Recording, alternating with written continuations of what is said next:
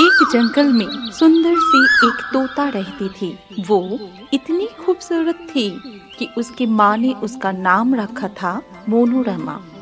मोनोरमा तोता न केवल खूबसूरत थी बल्कि बहुत पैसे वाले भी थी।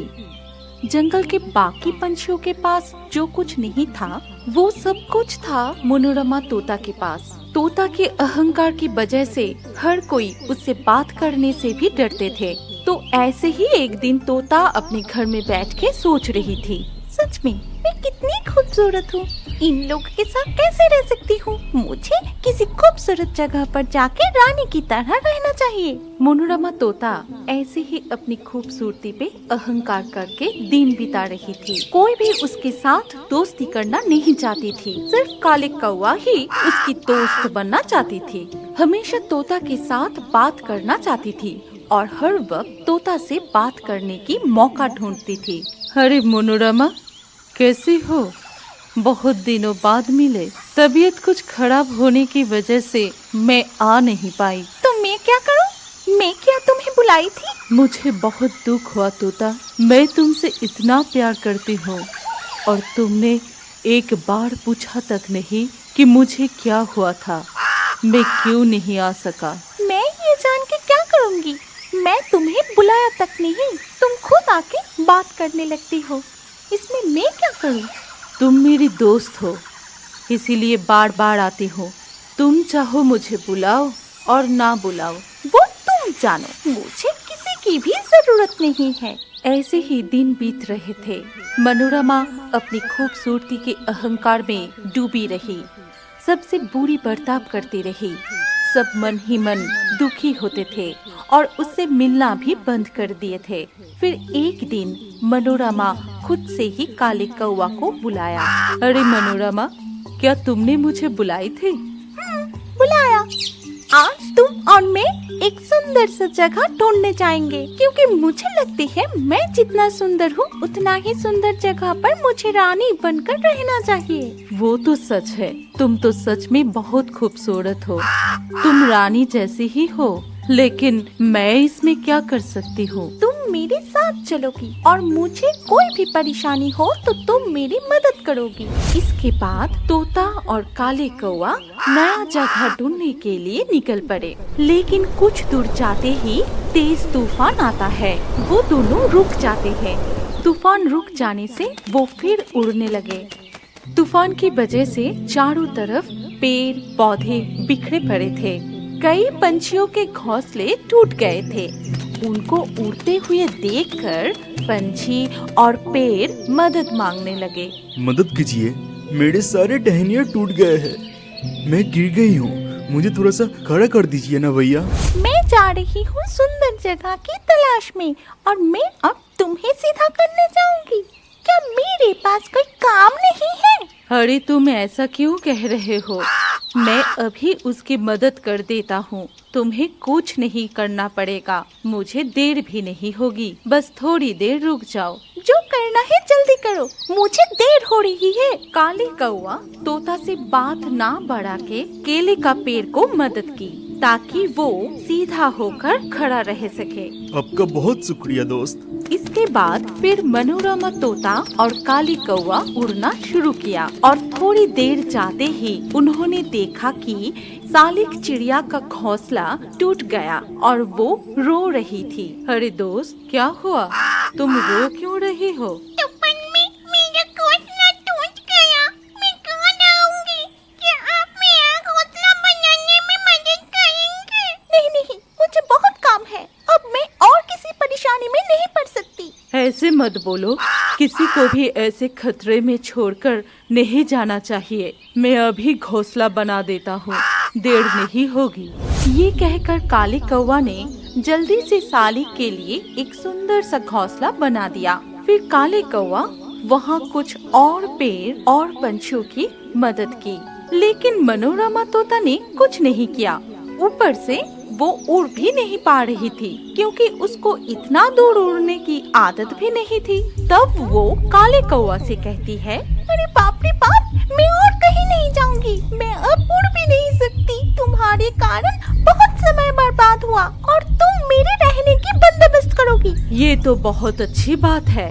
मुझे भी सबके साथ बहुत अच्छी दोस्ती हो गई है और इस जगह भी खूबसूरत है। तो ठीक है, हम यही रहेंगे। तुम रहेंगे? मतलब मुझे तुम एक सुंदर सा घोंसला बना दो, मैं उसमें ही रहूंगी और तुम रहोगी घोंसले के बाहर, क्योंकि मैं तुम्हें अपनी दासी बनाकर लाई हूँ। मनोरमा की बात सुनकर काले कौवा को बहुत दुख होता है, लेकिन बिना कुछ कहे उसने तोता के लिए घर बना दिया। तब तोता ने कहा, अब जाओ, पूरे जंगल में घूमो और उन्हें बताओ कि आज से मैं उनकी रानी हूँ और सभी को मेरा सम्मान करना चाहिए और हर दिन वो सब मेरी जरूरत की चीजें देते रहे। फिर काले कौवा पूरा जंगल में घूम के तोता की बात सबको बताती है और काले कौवा की बात सुनकर सालिक ने कहा कि वो तोता तुम्हारे साथ कितना बुरा बर्ताव करते हैं और तुम उनको ही रानी बनाने की बात कर रही हो। यहाँ तक कि उसने हमारी किसी का भी कोई मदद नहीं की। उसने रानी बनाने से बेहतर है कि रानी ना बनाई जाए। ऐसे मत कहो, वो तो मेरा दोस्त है ना। वो जैसा भी बर्ताव करे फिर भी मैं हमेशा उसकी भला चाहती हूँ। काले कौवा की बात सुनकर सालिक ने और कुछ नहीं बोली।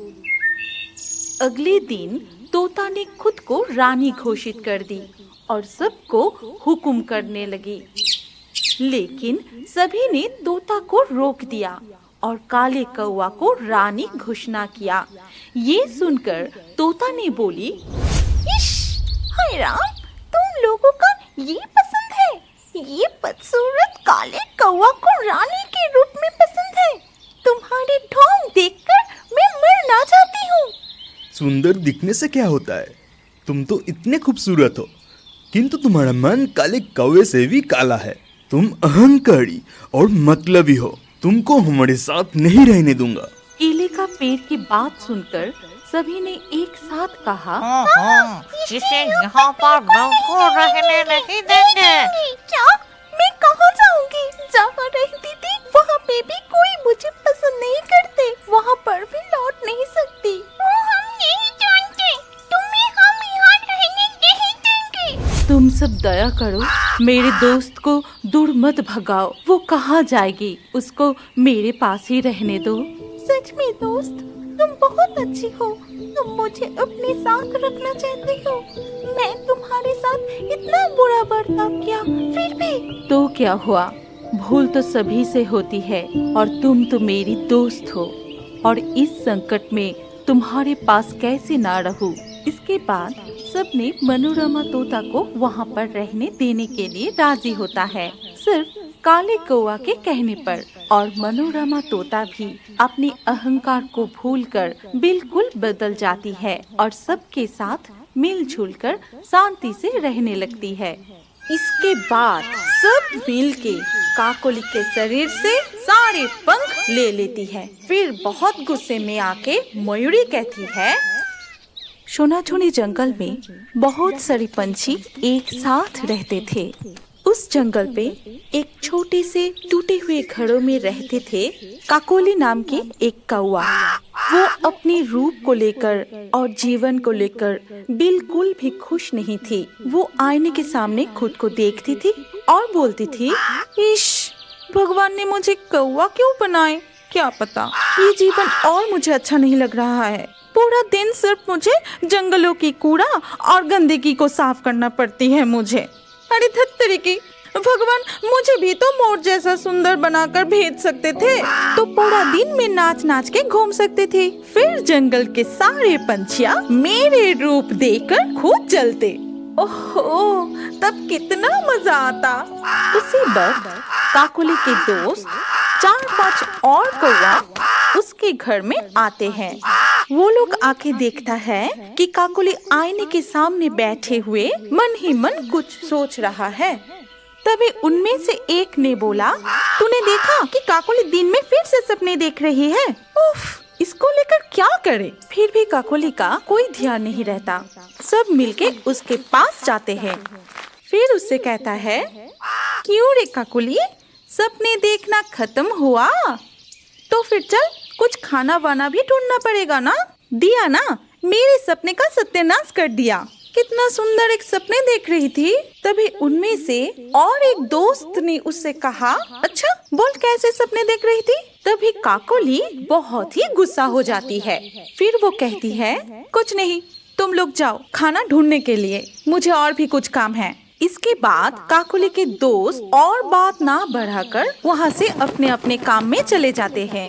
उन लोगों की जाने के बाद काकोली भी जंगल में घूमने चली जाती है। कुछ दूर जाके वो देखते हैं कि जंगल की एक पेड़ पर तोता, काकातुआ, टुनटुनी, गरुइया ऐसे बहुत सारे पंछी मिलकर अंताक्षरी खेल रहे थे। ये देख के काकोली को भी इच्छा होती है। वो जाके उन लोगों के पास बैठती है। तभी तोता और गरुइया मीठी आवाज में गाना गाती है।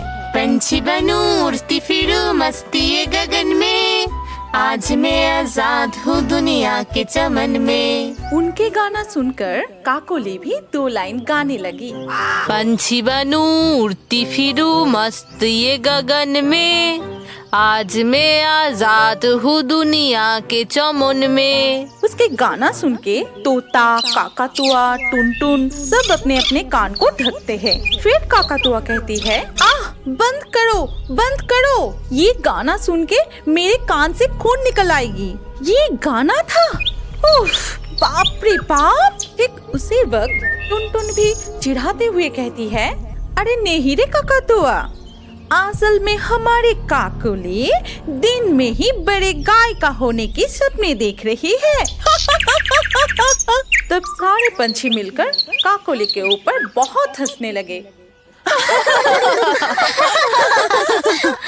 तभी गरुइया कहती है कि छी, देखने में भी जैसा है वैसा ही है इसका आवाज, और तो रहता भी है इस जंगल की गंदगी में।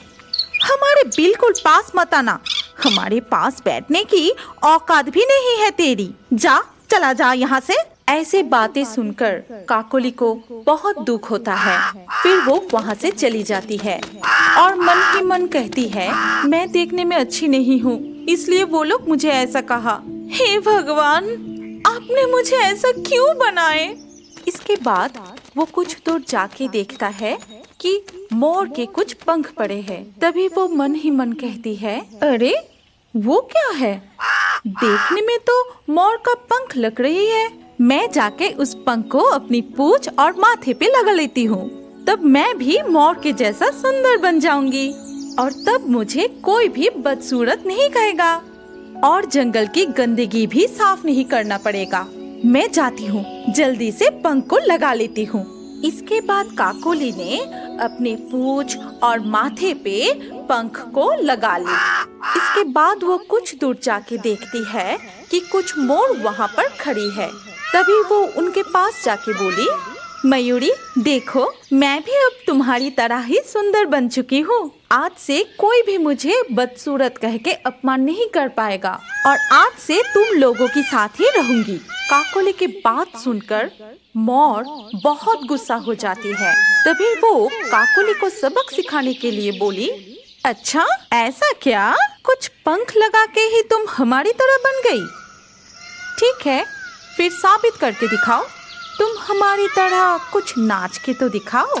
ये कह के सारे मोर अपने पंख फैलाते हुए अच्छे से नाचने लगे, लेकिन काकोली को तो नाचना ही नहीं आता। वो जब भी नाचने की कोशिश की तभी उसकी पूंछ से एक एक करके सारे पंख गिर गए। तभी सारे मोर बहुत हंसने लगी।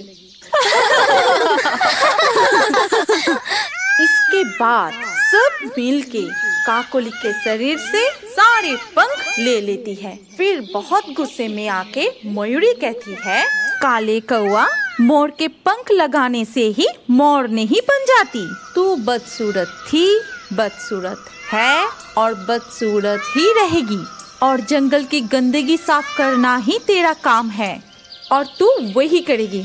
जा, चला जा आंखों के सामने से, मोर बनने की बहुत शौक चढ़ी थी ना। जा जा यहाँ से। ये बात सुन के काकोली को बहुत दुख होता है और वो वहाँ से चला जाता है। कुछ दूर जाके एक नदी के किनारे बैठ के वो रोने लगती है। तभी काकोली के दोस्त भी खाना लेकर उसी रास्तों से लौट रही थी। वो लोग काकोली को रोते देख उनके पास जाते हैं। तभी काकोली सारी कहानियाँ बताती है। सब सुन के उन लोगों में से एक ने बोली, बहुत हुआ काकोली, अब ये सब बंद कर। भगवान ने जिसे जैसा बनाया है उसको उतने में ही खुश रहना चाहिए। भगवान ने जरूर कुछ सोच के ही हमें ऐसा बनाया है। आज तो सिर्फ वो तेरी अपमान नहीं की, पूरा कौवा जाति की अपमान की। तो कृपा करके ये सब बंद करो। खूबसूरत नहीं हो तो क्या हुआ, देखना एक दिन तेरी काम के लिए ही तुझे सम्मान मिलेगी। फिर वो सब मिलके वहाँ से चले जाते हैं।